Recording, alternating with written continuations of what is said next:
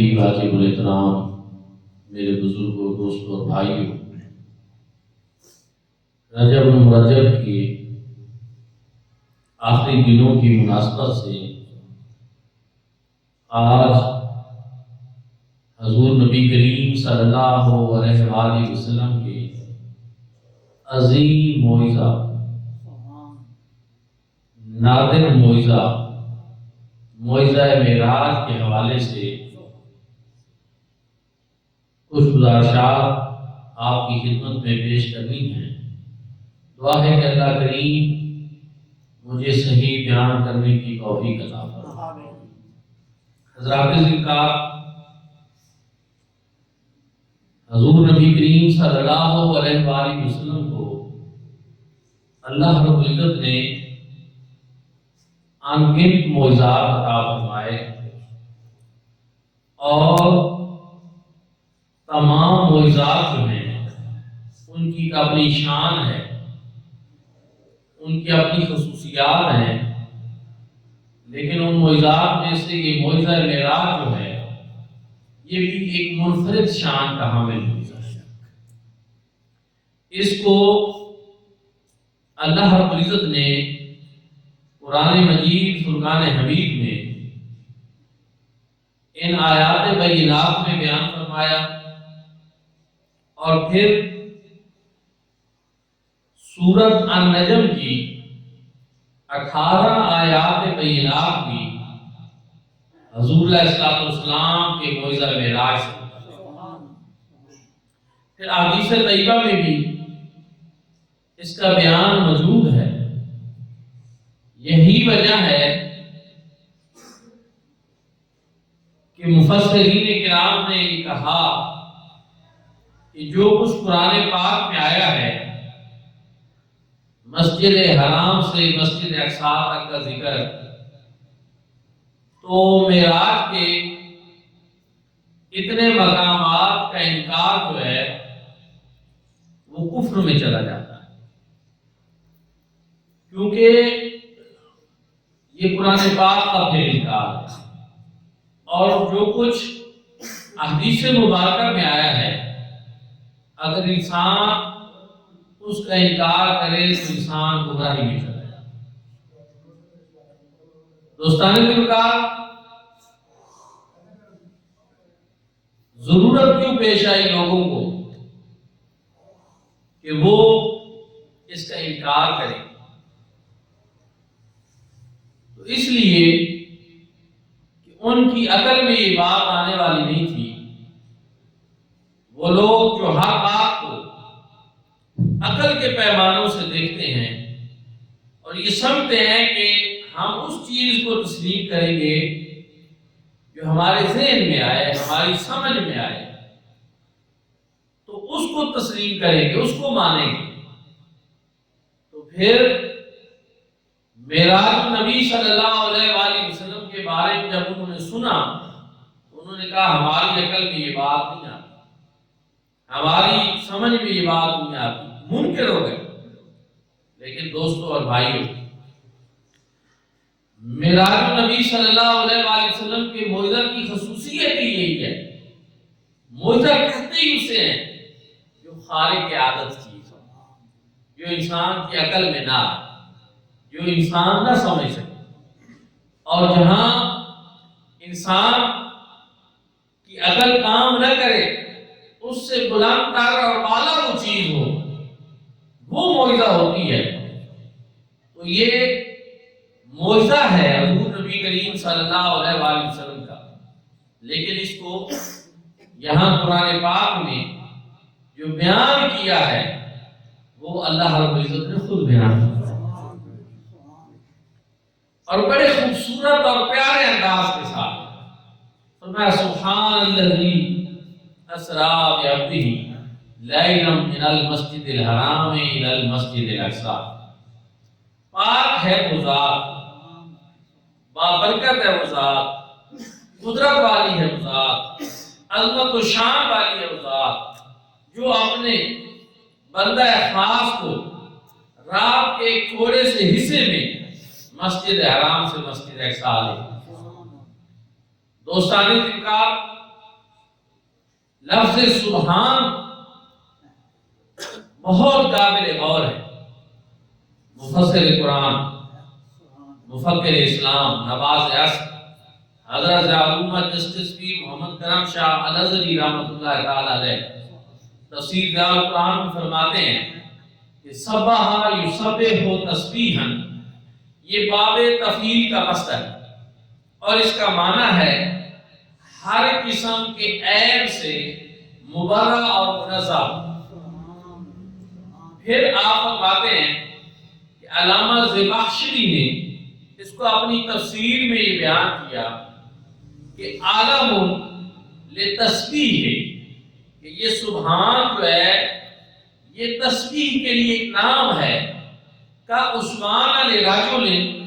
جیسا کہ بندے کا نام عثمان ہوتا ہے تو یہ سبحان پر وزن عثمان،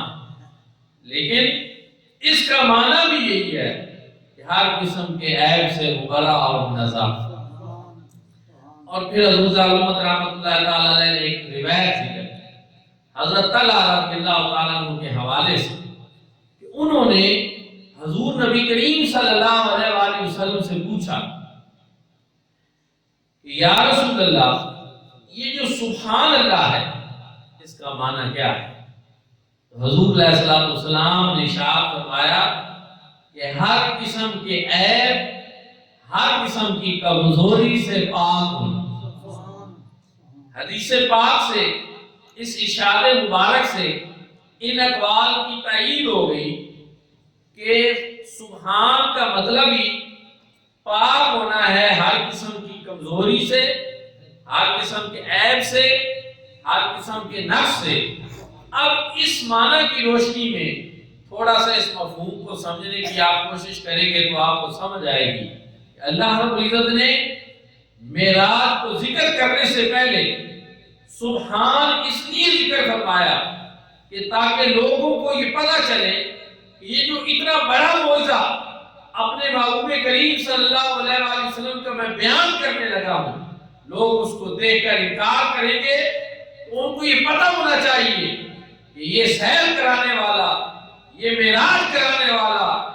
یہ وہ ہستی ہے جو سبحان ہے، جو ہر قسم کے عیب سے پاک ہے، ہر قسم کی کمزوری سے پاک ہے، ہر قسم کے نقص سے پاک ہے۔ اگر میری ذات میں کوئی عیب نہیں،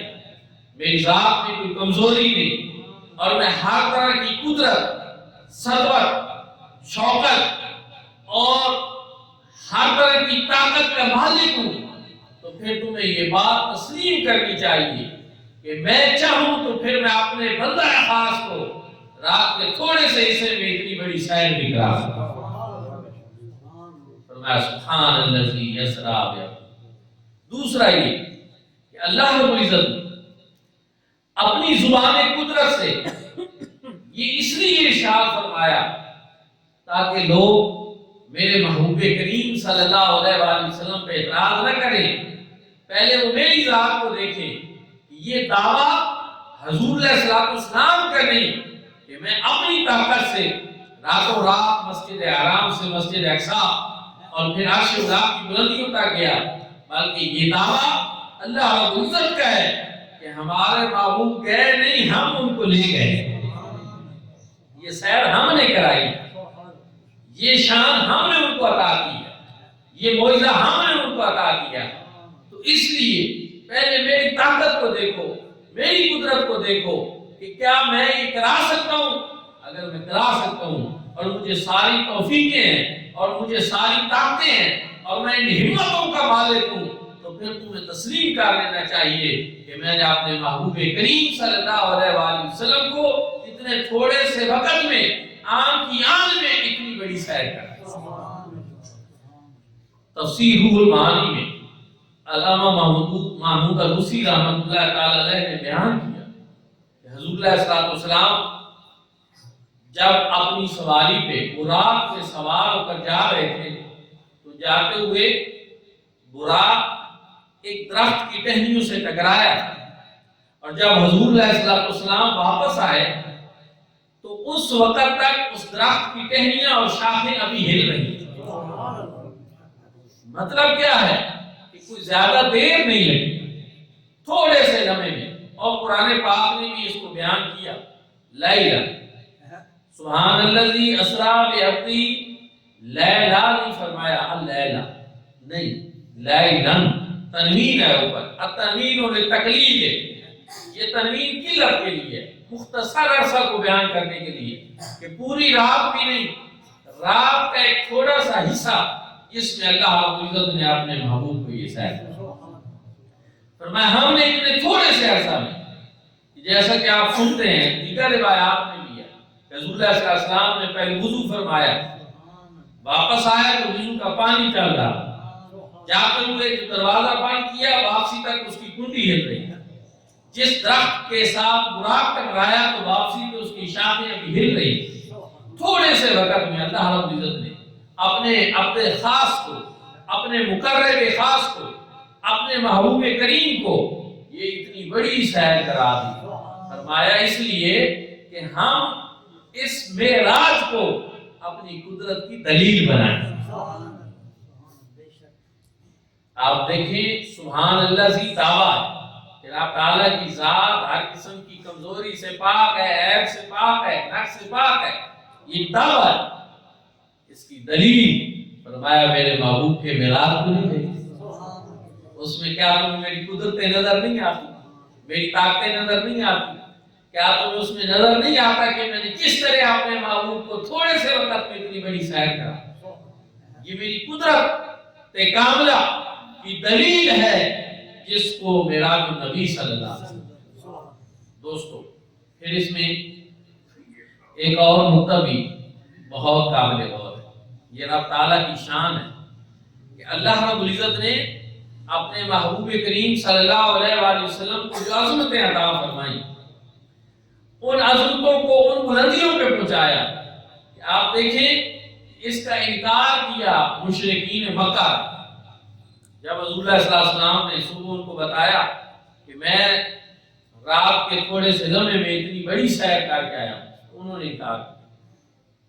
ان کا یہ انکار کرنا اللہ رب العزت نے رسول اللہ صلی اللہ علیہ وسلم کے جسمانی معراج کی دلیل بنا. وہ کیسے؟ کہ اگر رسول اللہ صلی اللہ علیہ وسلم دعویٰ فرماتے کہ میں گیا ہوں خواب میں اور مجھے سونے کی حالت میں خواب آیا اور میں اس میں مسجد حرام پہنچا، مسجد حرام سے مسجد اقصیٰ پہنچا اور وہاں سے میں عرش اللہ کی بلندیوں تک پہنچا اور پھر میں واپس آ گیا، تو کسی کو اعتراض کرنے کی ضرورت ہی نہیں، کیونکہ خواب میں اولیاء اللہ کو بھی سیریں ہوتی رہتی. خواب میں انبیاء کرام اس طرح کی مختلف جگہوں پہ ان کی ارواح مقدسہ تشریف لے جاتی رہتی ہے اور بیان بھی ہوتا رہتا ہے، لیکن خواب میں کوئی انکار نہیں کرتا کیونکہ ایسا ممکن ہے. لیکن جسمانی حالت کے ساتھ اگر کوئی یہ دعویٰ کرے تو پھر لوگوں نے انکار کیا. حضور علیہ السلام کے بارے میں بھی یہ ممکن نہیں ہے. تو اللہ رب العزت نے ان کفار کے اس انکار کو حضور علیہ السلام کے معراج جسمانی کی دلیل بنا کہ بعد میں آپ ہی یہ باتیں چلتی ہیں کہ معراج خواب کی حالت میں ہوئی یا جسمانی حالت میں ہوئی. تو پھر اس کا یہ جواب بن گیا کہ بھئی اگر حضور علیہ السلام نے خواب کا معراج بیان کیا ہوتا تو ان کو کیا ضرورت پڑی تھی کہ وہ اس کا انکار کرتے. خواب میں تو اگر یہاں کوئی بندہ کہہ دے کہ میں رات کو امریکہ گیا تھا، یا کوئی خوش نصیب ہو اور وہ کہے کہ خواب میں رات کو میں مدینہ پہنچا، تو کسی نے نہیں کہنا کہ آپ جو ہے نہیں ممکن. کہتے ہیں خواب آتے ہیں ایسے لوگوں، خوش قسمت روح مدینہ بھی پہنچ جاتی ہیں، حرم شریف بھی پہنچ جاتی ہیں، لیکن خواب کو بیان بھی کرے تو پھر اس میں ایسی بات نہیں ہے، کیونکہ روحوں کا خواب کی حالت میں دور دراز سفر طے کرنا یہ ایک معمول اور روٹین کی بات ہے، اس کو جھٹلانے کی ضرورت ہی نہیں ہوتی. اور پھر میرے بھائیوں اور دوستو، اللہ رب العزت اگر اپنے محبوب کو خواب میں یہ معراج کراتے تو پھر اس شان سے اس کا بیان بھی قرآن میں نہ کرتا. قرآن پاک جیسی کتاب میں رب تعالیٰ کا اس سفر کو اس انداز سے بیان کرنا بھی اس بات کی دلیل ہے کہ یہ کوئی عام واقعہ نہیں ہے، یہ روٹین سے ہٹ کر ایک بہت بڑا معجزہ ہے جس کو رب تعالیٰ اس انداز کے اندر بیان کرتا ہے۔ سبحان الذی اسری بعبدہ لیلا من المسجد الحرام الی المسجد الاقصی۔ پاک ہے وہ ذات، بابرکت ہے وہ ذات، عظمت والی ہے وہ ذات جو رات کے ایک تھوڑے سے حصے میں اپنے خاص کو مسجد حرام سے مسجد اقصی۔ پنجابی کے ایک شاعر نے بھی بڑی خوبصورت بات، اس نے کہا سی میراد اقرار محبتاں دا تے نہیں سی سمجھ چاہن والا، صدیہ طالب نے گیا مطلوب تھے تے جبریل سی صدلہ جان والا، بات آختے نے بنا دروازے دے کی میں گیا و عرشہ تے جان والا، ابر تیری عقل نو اتھے دخلی کیے جان والا یا لائے جان والا۔ سبحان اللہ۔ جب رب فرما رہا ہے میں لے گیا ہوں تو پھر آپ کو کیا مسئلہ ہے؟ یہ معراج کا وہ تو انکار کرے کہ جو اللہ کی وجود کا ہی منکر ہے تو بات سمجھ میں آتی ہے کہ دنیا میں ایسے لوگ ہیں جو اللہ رب العزت کا وجود ہی نہیں مانتے۔ ان سے جب بات کی جائے گی تو ان سے پہلے معراج نہیں تسلیم کرایا جائے، پہلے ان سے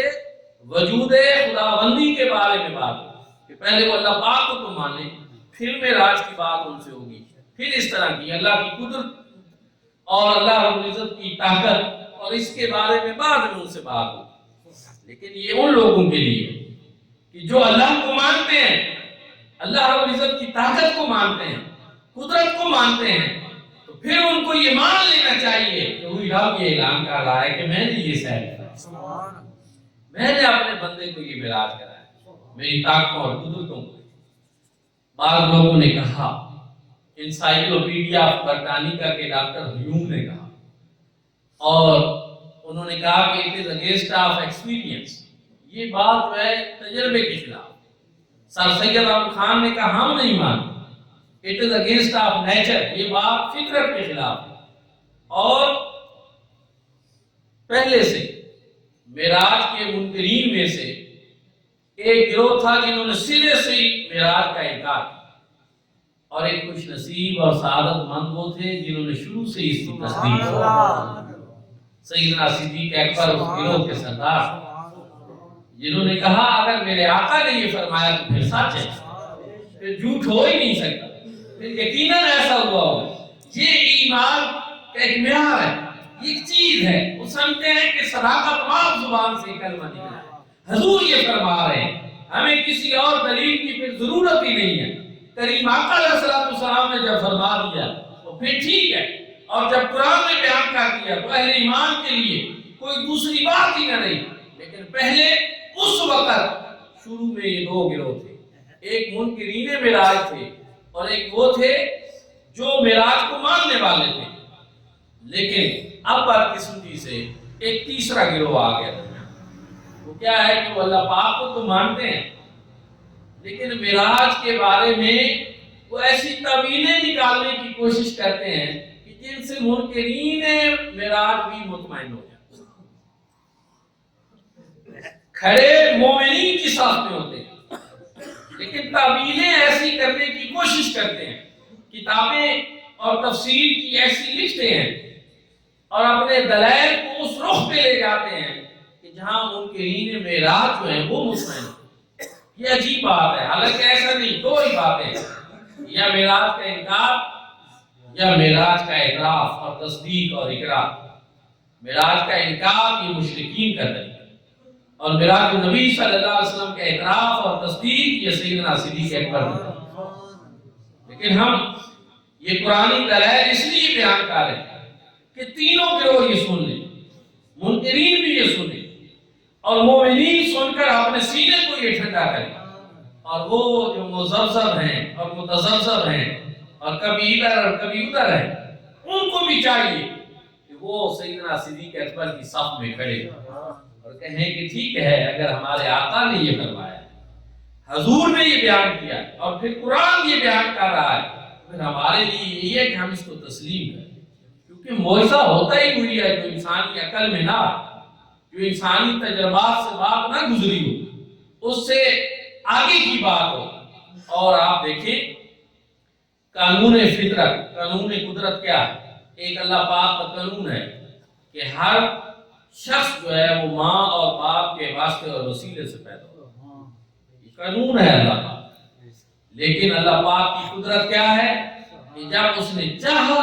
تو بغیر ماں اور باپ کے جناب آدم علیہ السلام کو پیدا کیا، بغیر ماں اور باپ کے جناب مائی حوا سلام اللہ علیہا کو پیدا کیا، اور جب چاہا تو بغیر باپ کے جناب حضرت عیسیٰ علیہ السلام کو پیدا کیا۔ تو یہ رب کی قدرت ہے، قانون روٹین کے ساتھ چلتا رہتا ہے، لیکن رب تعالیٰ جب چاہتے ہیں وہ اپنی قدرت کا اظہار بھی فرماتے ہیں۔ بے شک قانون یہی ہے کہ ہر انسان اس زمین کے اوپر ہے اور اس طرح آسمان کی بلندیوں تک نہ پہنچ سکے، یہ قانون ہے، لیکن رب کی قدرت یہ ہے کہ جب وہ چاہتا ہے تو پھر اپنے محبوب کو زمین کی پستیوں سے اٹھا کر اپنے پاس عرش اولا کی بلندیوں تک بلا لے۔ اللہ اکبر، یا رسول اللہ، یا علی، یا غوث۔ اور جن لوگوں نے اعتراضات کیے ان کی بھی بڑی عجیب سی کیفیت ہے، کہتے ہیں جی کہ آسمان جو ہے اس میں کوئی ایسا دروازہ نہیں ہے، اس میں کوئی ایسی دراڑ نہیں ہے، اس میں وہاں آسمان سے پہنچنے سے پہلے ایک کرۂ نار ہے جس میں صرف آگ یا، اور پھر ایک کرۂ برودت ہے جس میں صرف ٹھنڈک ہی ٹھنڈک۔ کرۂ نار میں جب کوئی چیز پہنچے گی تو وہ آگ بن جائے گی اور ختم ہو جائے گی، اور ایک کرۂ برودت ہے جس میں جو چیز پہنچے گی برف بن جائے گی، ٹھنڈی ہو جائے گی، اس لیے وہاں کسی کا جانا ممکن نہیں، یہ ان کے دلائل ہیں۔ تو ہم ان کو کہتے ہیں کہ پہلی بات یہ ہے کہ اگر جہاں زمین سے اوپر جاتے ہوئے کرۂ نار میں سے گزرنا اور کرۂ برودت میں سے گزرنا یہ کسی کے لیے ممکن نہیں، تو پھر آسمان سے نیچے آنے والے کے لیے بھی یہ قانون ہونا چاہیے کہ وہ بھی کرۂ برودت سے نہ گزر سکے اور کرۂ نار سے نہ گزر سکے۔ لیکن آپ سب سنتے ہیں کہ جناب آدم علیہ السلام سے لے کر جناب عیسیٰ علیہ السلام تک اور ہمارے حضور نبی کریم صلی اللہ علیہ وآلہ وسلم کے پاس کم و بیش 1,24,000 انبیاء اکرام یا 2,24,000 انبیاء اکرام یا 8,000 انبیاء اکرام، یہ مختلف روایات ہیں، ان کے پاس حضرت جبریل علیہ السلام آتے رہے۔ تو کیا کبھی کسی نے حضرت جبریل علیہ السلام کے انبیاء کے پاس اس طرح آنے کا انکار کیا؟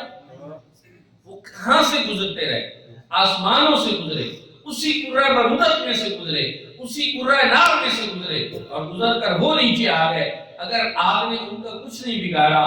اور آسمان کی اس کرۂ برودت نے ان کو برف نہیں بنایا اور وہ گزر کر آ گئے، تو پھر مجھے کہنے دیجئے کہ جب رب تعالیٰ چاہے تو وہ اپنے محبوب کو آن کی آن میں زمین کی پستیوں سے اٹھا کر عرش اولا کی بلندیوں تک اپنے پاس بلا، اور حضور بھی کرۂ نار سے بھی گزر جائیں، کرۂ برودت میں سے بھی گزر جائیں۔ جبریل امین کا مقام کیا ہے؟ رسول اللہ صلی اللہ علیہ وسلم کا مقام کیا ہے؟ جبریل امین وہ ہیں کہ جس براق کے اوپر حضور اللہ صلی اللہ علیہ وسلم سوار ہوتے ہیں وہ اس براق کی لگام پکڑے۔ ایک آقا اور ایک غلام کا تعلق ہے، اور ایک بادشاہ اور ایک وزیر کا تعلق ہے۔ حضور اللہ صلی اللہ علیہ وسلم نے ارشاد فرمایا وزیر آیا فی الارض و وزیر آیا فی السماء، لوگوں میں 2 وزیر زمینوں کے اوپر اور 2 وزیر آسمانوں کے اوپر۔ زمینوں کے اوپر میرے وزیر سیدنا صدیق اکبر اور فاروق اعظم ہے، اور آسمانوں پر میرے وزیر جبرائیل اور میکائیل ہے، وہ میرے وزیر ہیں، میں ان کا بادشاہ ہوں۔ یہ حضور نبی کریم صلی اللہ علیہ وآلہ وسلم کا فرمانا ہے۔ اگر ایک غلام ایک بادشاہ کا نوکر وہ آسمانوں سے نیچے بار بار زمین پہ آ رہا ہے اور اسی کرۂ نار اور اسی کرۂ برودت سے گزر رہا ہے اور یہ چیزیں اس کے راستے میں رکاوٹ نہیں بن رہی، تو پھر ایک آقا اور بادشاہ، اور وہ بھی اس حالت میں کہ جب اس کو اللہ پاک بلا رہے ہو اپنے پاس، تو پھر یہ چیزیں اس کے راستے میں کیسے رکاوٹ بن رہی۔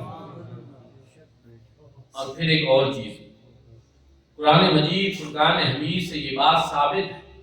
کہ رب تعالیٰ جب چاہیں وہ چیزوں کی جو حقیقت ہوتی ہے ان سے اس چیز کو ہٹا دیں اور اس کی اگر جلانے والی چیز ہے تو اس کے جلانے کی صلاحیت تو اس کو زائل فرما دیں اور اس کو سلب فرما دیں، اور اگر ٹھنڈی چیز ہے تو اس کی ٹھنڈک اور برودت کو رب تعالیٰ روک دیں اور زائل فرما دیں، وہ کوئی کسی کے لیے تکلیف دے نہ رہے، یہ رب تعالیٰ کے لیے ممکن ہے۔ آپ کو نہیں پتا حضرت ابراہیم علیہ السلام کے لیے جو آگ جلائی گئی 40 مربع میل میں پھیلی ہوئی وہ آگ ہے، اور اس میں حضرت خلیل ہے۔ رب تعالیٰ نے آگ کو حکم دیا قلنا یا نار کونی بردا وسلاما علی ابراہیم، اے آگ جناب ابراہیم علیہ السلام کے اوپر ٹھنڈی بھی ہو جا اور سلامتی والی بھی۔ اس آگ نے جناب ابراہیم علیہ السلام کو نہیں جلایا، اور ٹھنڈی بھی ہو جا لیکن سلامتی والی ہو جائے، اور ٹھنڈک سے نقصان بھی نہیں پہنچا، سلامتی والی ہو گئی۔ تو جس نے اس آگ کو جناب ابراہیم علیہ السلام کو جلانے سے منع کیا اور وہ آگ رک گئی، وہی رب اس آگ کے اوپر بھی قادر ہے اور طاقت رکھتا ہے کہ جب چاہے تو پورا نار میں سے اپنے محبوب کو عرش اولا کی بلندیوں پہ بلائے، وہ آگ جو ہے رسول اللہ صلی اللہ علیہ وسلم کا بال بھی کرے، اور وہ ٹھنڈک جو پورا برودت کی ہے رسول اللہ صلی اللہ علیہ وسلم کو کوئی نقصان بھی نہ پہنچا۔ اس لیے میرے بھائیوں اور دوستو، یہ اللہ رب العزت کو یہ ساری طاقتیں ہیں، یہی وجہ ہے کہ رب تعالیٰ نے جب حضور علیہ السلام کے معراج کو بیان فرمایا تو پہلے اس کو سبحان سے ذکر کرا، سبحان الذی اسری بعبدہ، پاک ہے وہ ذات ہر قسم کے عیب سے، ہر قسم کی کمزوری سے، ہر قسم کے نقص سے پاک ہے، اس کی ذات میں کوئی کمزوری نہیں ہے کسی قسم کی، جب وہ کمزور نہیں ہے اور تمام طاقتوں اور قدرتوں کا مالک ہے، اور پھر اس کے بعد وہ یہ دعویٰ کر رہا ہے کہ میں نے اپنے محبوب کو یہ معراج کرایا، تو رب تعالیٰ کی طاقت اور قدرت کی دلیل یہ مصطفیٰ کریم صلی اللہ علیہ وآلہ وسلم کا یہ معراج ہے۔ ایک ابلیس ہے اور ملعون ہے، رجیم ہے، اس کا نام بھی آپ نے سن رکھا ہے۔ اس کو اللہ رب العزت نے یہ طاقت عطا فرمائی کہ وہ تھوڑی سی دیر میں زمین کے مغرب سے مشرق پہنچ جاتا ہے، شمال سے جنوب پہنچ جاتا ہے، اور لوگوں کے دلوں میں وسوسہ سازی کرتا ہے، ذہنوں میں وسوسہ سازی کرتا ہے، اور آن کی آن میں وہ اس طرح پہنچتا رہتا ہے۔ لیکن کیا کبھی آپ نے اس ملعون کے بارے میں بھی کسی کو یہ کہتے ہوئے سنا کہ نہیں وہ ایسا نہیں کر سکتا، یا شیطانی قوت ہے ہی نہیں، اس کا انکار کیا ہو کسی نے؟ نہیں، شیطانی قوت کو مانتے ہیں، اس کی طاقت کو مانتے ہیں، وہ ایک شیطانی طاقت ہے، اور وہ آن کی آن میں زمین سے ایک کونے سے دوسرے کونے تک پہنچ جاتا ہے۔ تو میں نے کہا یہ طاقت کیا اس کی اپنی ہے؟ بتایا گیا نہیں، یہ اللہ پاک نے اس کو دی ہے، یہ اس کی طاقت ہے۔ اگر اللہ پاک شیطان کو اتنی طاقت دے دے تو اس کا کوئی منکر نہیں ہوتا اور کوئی انکار نہیں کرتا، لیکن جب وہی رب اپنے محبوب کے بارے میں یہ کہے کہ میں نے اپنے محبوب کو یہ طاقت عطا فرمائی کہ سبحان الذی اسری بعبدہ لیلا من المسجد الحرام الی المسجد الاقصی، کہ پاک ہے وہ ذات جس نے اپنے عبد خاص کو رات کے تھوڑے سے حصے میں مسجد حرام سے مسجد اقصی تک، سبحان اللہ، اور پھر وہاں سے آگے عرش اولا کی بلندیوں کی، تو پھر اس کا انکار کیوں کیا جاتا ہے؟ یہ بات سمجھ سے بالا تر ہے۔ تو دوستانِ ذکر ایک اہل ایمان کے لیے، بندہ مومن کے لیے یہی ہے کہ جب اس کے سامنے اللہ رب العزت کی طرف سے محبوب کریم صلی اللہ علیہ وآلہ وسلم کی عظمت کا کوئی بیان ہو، حضور علیہ السلام کے مقام اور مرتبے کا بیان ہو، تو وہ اس کو فوراً تسلیم کرے اور اس کی تصدیق کرے، جس طرح جناب سیدنا صدیق اکبر رضی اللہ تعالیٰ عنہ۔ واقعہ معراج ایک بہت طویل معجزہ ہے، اور اس معجزے میں بہت سے پہلو ہیں، بہت سی حکمتیں ہیں، بہت سے واقعات ہیں، بہت سے حقائق ہیں، تو سارے ایک محفل میں، ایک مجلس میں اس طرح بیان کرنا یہ ممکن نہیں، لیکن انشاءاللہ وقتاً فوقتاً ہم ان پہ بات کرتے رہیں گے اور آپ کی خدمت میں یہ گوش گزار کرتے رہیں گے۔ دعا ہے کہ اللہ کریم ہم سب کو حضور علیہ السلام کی عظمت و شان اور مقام مرتبہ کو تسلیم کرنے کی توفیق عطا فرمائے اور حضور علیہ السلام کا سچا اور پکا امتی بنائے اور ہمیں حضور کی سیرت طیبہ پہ بھی عمل کرنے کی توفیق عطا فرمائے۔ آخر دعوانا الحمدللہ۔